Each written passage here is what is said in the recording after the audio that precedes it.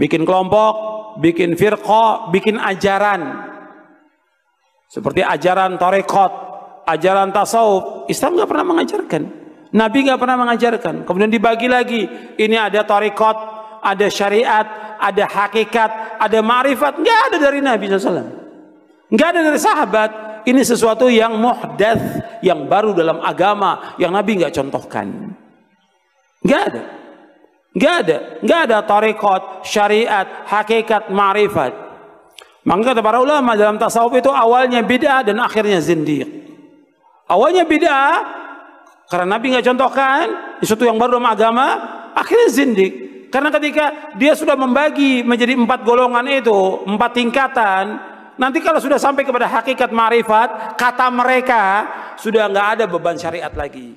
Terus para peneliti itu tanya saya, Pak Ba, apa memang ikhfaul Islam itu boleh, menyembunyikan Islam itu boleh?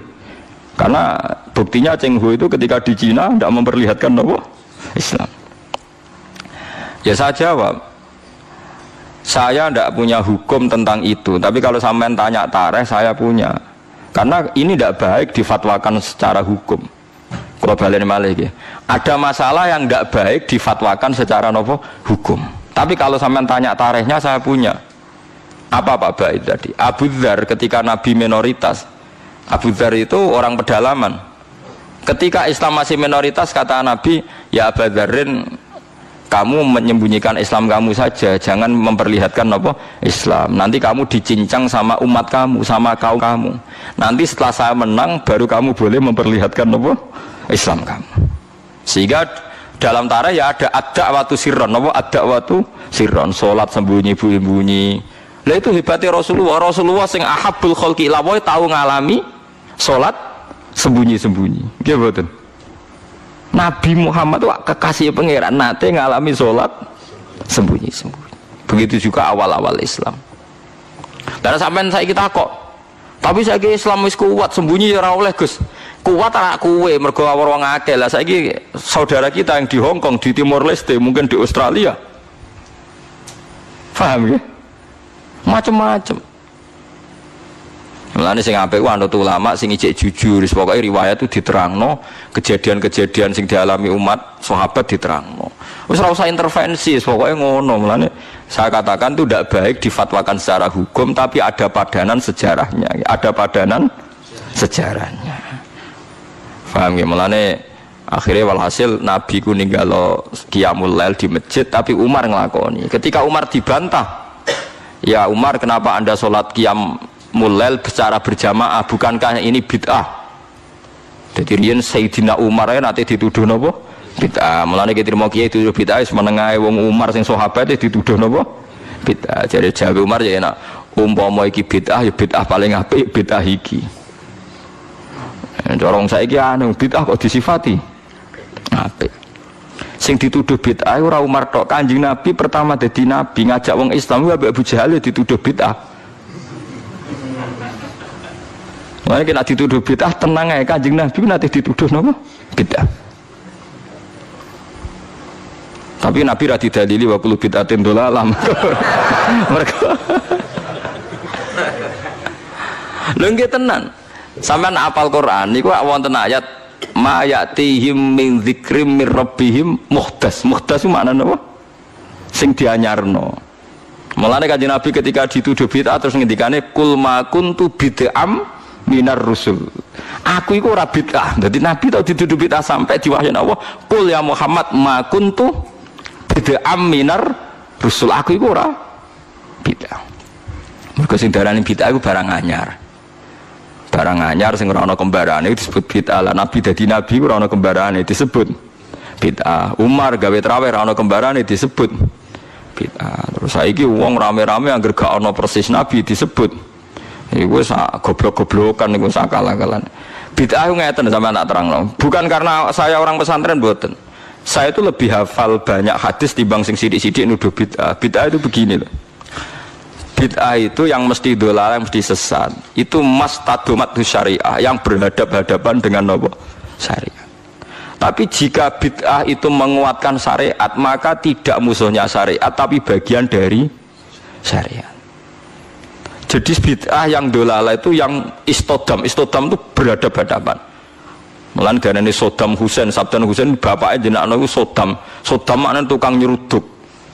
Lha iku bapake kasil ketika anake dadi Saddam Hussein itu tukang napa? Nyeruduk. Wong Arab nak darani tukaran Saddam.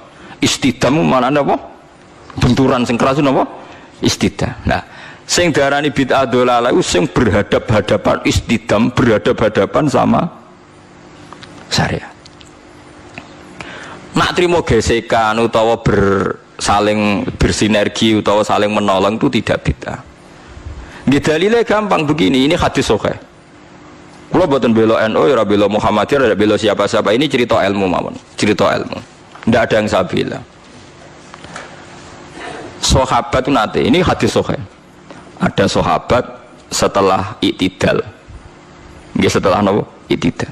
Sampe nak i'tidal ngafatno napa? Misalnya Rabbana walakal hamdu terus milu samawati wa mil ardi. Ya milu ya bid'ah, Nabi macane mil'a. Kabeh riwayat tuh Nabi macane mil'a. Mulane kalau dia anak jenenge mil'a tasbihah mergo Nabi macane Rabbana lakal hamdu. Hakadha fi jami' riwayat bi fathil hamzah. Terus dari Imam Nawawi wajaza raf'ul hamzah ala annaha sifatun. Nah kebetulan kiai Indonesia ku nahune ku seneng sing gampang dadi Rabbana lakal hamdu milu samawati mergo dadi naat ku nerkipe luweh gampang, tapi riwayatnya mil'a. Berarti nak riwayatnya mil'a macam mil'u. Tidak, ya repot. Itu yang konsensus, yang normal. Tapi ada sahabat bacanya tidak begitu, banter pisan. Rungokno tenan nggih. Alhamdulillahi hamdan katsiran thayyiban mubarakan fi. Setelah sholat selesai Nabi itu aqbala biwajhi, Nabi balik kanan terus tanya, "Ayyukum?" Yaqulu hadil kalimah, siapa tadi yang ngelafatkan kalimat itu? Itu sahabat diam semua karena sadar ini kalimat kalimat masalah, ini enggak ajarannya Nabi, kalimat kreatif. Wah, enggak, diam semua sahabat. Pas diam semua terus takut sekali, terutama yang melafatkan takut sekali. Terus Nabi akhirnya dawuh, "Enggak kok, enggak ada masalah. Saya tadi itu kaget saja, ada 12 malaikat yabtadirunaha ayyuhum yakhulu awal. Saya tadi kaget saja ada 12 malaikat yang rebutan kesusu nyatet di sing paling dhisik nyatet. Mergo begitu indahnya kalimat itu." Wah, akhirnya sahabat anada ya Rasulullah. Nggak, artinya kan ada kalimat kreatif yang nggak diajarkan Nabi dan dibenarkan Nabi. Paham ya? Kalau balik ini, ada kalimat yang nggak diajarkan Nabi, bahkan Nabi kaget karena merasa itu udah diajarkan, tapi dibenarkan Nabi. Mulane kula yakin umpama Rasulullah pirsa kula ngaji terus sampean do gawa kitab, gawa pulpen ya seneng mawon. Ora iso dibid'ahno. Nabi ora iso nulis berarti gawa pulpen bid'ah. Oh, Nabi ora tau gawa Jalalain. Nah, Nabi gawa Jalalain berarti Imam Suyuti sedurunge Kanjeng Nabi, ya malah masalah kan. Apa meneh gawa Samsung malah ora tahu. Masa Nabi Androidan kan enggak karep. Aneh-aneh. Mulane ada ono mantasabbaha biqaumin fa wa minhum. Mergo wong nyerupani kaum berarti fa wa minhum. Ora ono sing kiai sing rada cangkem elek nanya, berarti nek wong kafir kelambenan, kowe aja kelambenan. Mergo ben gak serupa mbek wong kafir.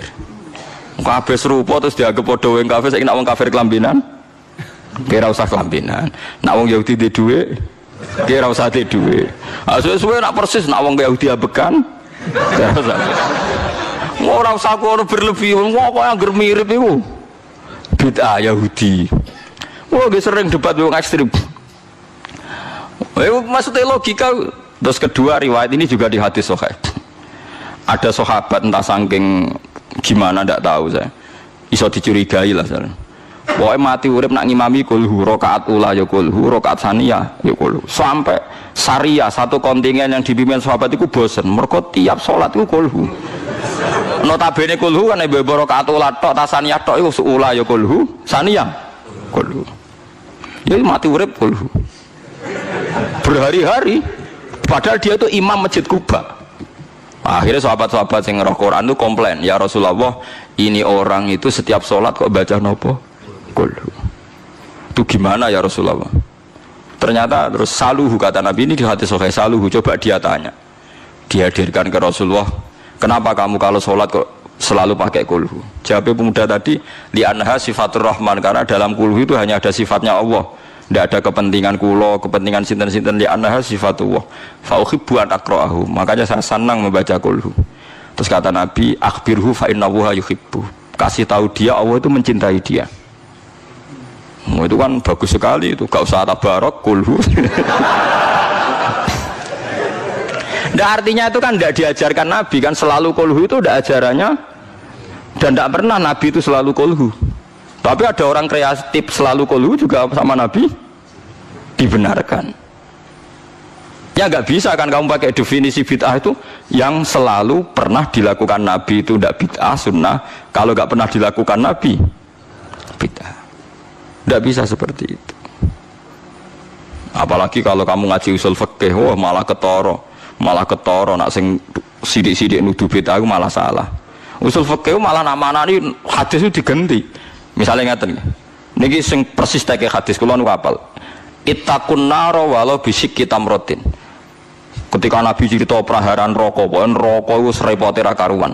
Fattaqun nar walau bisyikki tamratin. Rokok iku iso mbok wedeni, iso mbok lawan senajan to kelawan sak sigare kurma. Sikun niku sigar ayo, tamrin kurma. Mbok kamus paling goblok maknane tamrin niku kurma. Saiki ki ada sedekah ambek beras. Apa ana hadise Nabi walau bisyikki aruzin. Tapi ulama usul fikih nafsiri bisyikki tamroten bikutin, pokoknya kut makanan yang jadi pokok di daerah situ kok mbok sedekahno iku termasuk tolak neraka.